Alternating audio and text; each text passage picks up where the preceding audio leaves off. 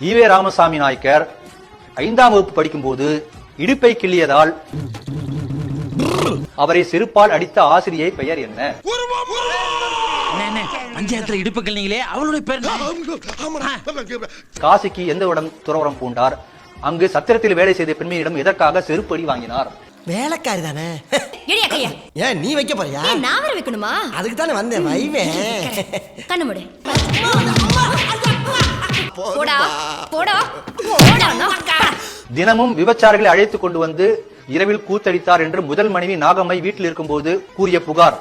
சல்லி பையன் ஒரே நேரத்துல பழைய சொத்தையும் திம்பா சுடு சொத்தையும் திம்பா. காமத்தை அடக்க முடியவில்லை என்றால் உன் தாய், மகள், தங்கை, அக்கால் ஆகியோருடன் தீர்த்துக்கொள், அவர்களும் பெண்கள் தானே என்று சொன்னாரே. இப்படி ஈவே ராமசாமி நாயக்கர் சொன்னது சரியா?